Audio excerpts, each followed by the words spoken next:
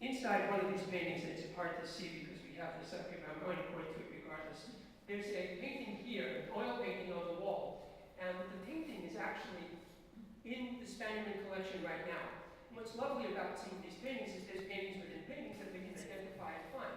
Another painting, the upper left-hand corner here, that happens to be in the permanent collection of the Tides Institute in Maine. Another painting that I really like and had a great opportunity. My friend Peter Squirter and I were standing in the Brooklyn Museum 2 years ago looking at this very painting. It's part of the Brooklyn Museum's collection. They have it in an exhibition. And I think this painting might be familiar to some of you that got here early. It happens to be in my along with that, Starkweather was also an illustrator, and he snuck in something of his illustration years. This is one of his insignias, W.E.B. Starkweather, he put on the bedboard. It is, I guess it is probably style of the bedboard, but it was his initials. If you look at one of the books upstairs, you can see the W.E.B. Starkweather in W.B.S., the way he did the monogram. Imagine seriously painting from the end of the 1800s through about 1962. Starkweather lived during World War I, the Great Depression, World War II, Korean conflict. He had to travel in his early years by non-luxurious trains or boats to get to all of his destinations. If you look at the lower New York paintings, you can see the horse and the old car were in the transition in New York City at that time, and he happened to capture it very well. Also, there's a painting up here of New Jersey flats, and you can see the steam coming up from the locomotive, and it's just a lovely painting. At the same time, Kodak introduced photography to the masses, probably took away his lucrative business in the portraiture that he did of many famous people. Matisse introduced America to fauvism. Picasso introduced Les Dames d'Avignon to the world. Degas was born in 1916. Surrealism, 1924. Expressionism, 1949. Pop art, 1962. I wouldn't want to forget my French impression did to destroy the respect of traditional American artists at the time. History has revealed to us that American realists and American impressionists had a long, hard road as legitimate artists in front of them. They were considered less than second-class artists. So while he continued his passion for painting, Starkweather wrote articles for journals, especially The Mentor, and illustrated books whenever he could. I took some that were not in the display case. This is one that he illustrated, another one that he illustrated, and a lovely article that I'm sure Dr. Burke has seen many times about Sorolla, the Painter of Light and Life, by William Starkweather. And it's a fabulous painting that Starkweather and Sorolla, I'll address that. When we carefully examine Starkweather's paintings, you can see the influence of three major artists. First and most influential artist in his life was Sorolla, the great Spanish impressionist. There's a beautiful painting, Spanish boy, Javier. It's an oil painting, and it's the earliest of the Starkweather paintings in my collection. There was an earlier painting, it was sold by Hollis Taggart Art Gallery. It was painted in Valencia in 1905. It was in the American consulate in Copenhagen for years, and I can't get them all. Right, Barbara? Good job. But here's a lovely reproduction of that painting. I tried getting it.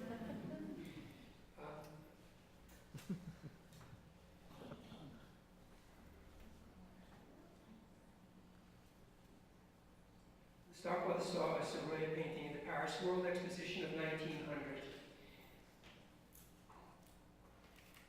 It's, oh, that would be terrible. Absolutely not. No, I can't handle assistance. It's very hard. I have to assistance. That's very kind of you. Thank you. I've got to struggle doing it myself. This is a painting about children. It's called The Sad Inheritance because syphilis was in the family and these children were born. And after this painting, Sorolla said he would never paint another painting like that again. But it really affected Starkweather, and you can understand that he, well, let me go back to my notes. The worst thing I can do is start telling you all my stories. My painting of a young Spanish boy from 1905 was probably done while standing next to Sorolla on the beach, Javia, during Starkweather's first trip with Sorolla. The other painting in the exhibition happens to be right behind, and Ken is right behind it. It's a painting there from France. It's a beautiful example of the influence of Sorolla from 1907.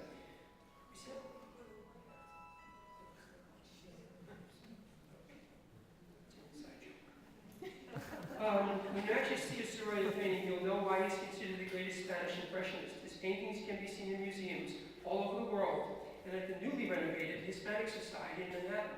If you love the paintings of the French Impressionists, you'll be fascinated by Sorolla. A bus trip to the Hispanic Society has been arranged, and information about this event is available by calling the Art League. In addition, Dr. Marcus Burke will be speaking about the relationship of Starkweather to Sorolla after the election. Second artist who greatly influenced him was the American John Henry Twachtman. Hi, I've just been visited by the fire department next door. It appears some of us parked on their lawn.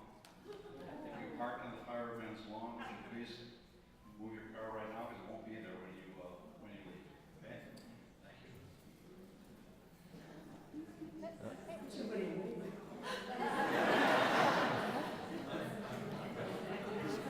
I do scenes with a straight face, I'm sorry. Yeah. The second artist who greatly influenced him was the American John Henry Twachtman, who Starkweather studied with, along with Kenyon Cox and J. Carroll Beckwith. This is the catalog from the Art Students League, and they put Starkweather in it every year as an alum. And we have a beautiful painting that is called Autumnal. It's up there as well. And it was done in 1915. It shows you the direct influence on Twachtman on Starkweather. There's also one in the display case, which is very fragile and will be refurbished. It needs a lot of help. It was done in 1916. Twachtman died at 49. We can only wonder what his contribution would have been to further influence the art. I won't do this to say it's too small. People will jump up to help me, but you can see the similarities in the palette between Twachtman and Starkweather. Very similarities in brush stroke and palette. It's a teaching exhibition. I don't know how to do it. Also, there's a wonderful example in this lovely painting called American Impressionism by Curtis. And I won't show it to you now. The third artist is Edward Hopper. At this time, Starkweather shifts from oil to watercolor, a much faster medium to work in. Hopper, along with William Merritt Chase, William Blackens, and Starkweather, lived next door to each other for many years in apartments overlooking Washington Square Park in Greenwich Village. Influence about that time is a very nice painting called Grandpa's Chair in the corner there. It's extreme left for you on that wall. It's similar in style. Painting of this period for both Hopper and Starkweather are so similar to each other in mood, technique, and location. Apartments that they lived in have since been demolished to house NYU students. The Metropolitan Museum created an engagement book from Sunrise Highway to Sunset Boulevard.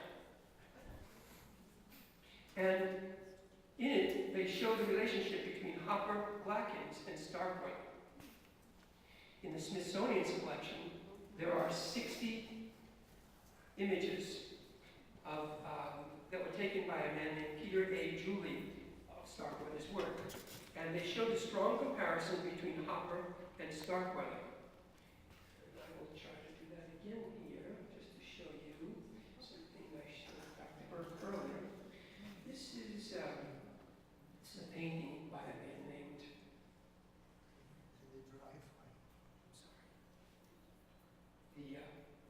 this is an Edward Hopper painting. And if we look at this painting,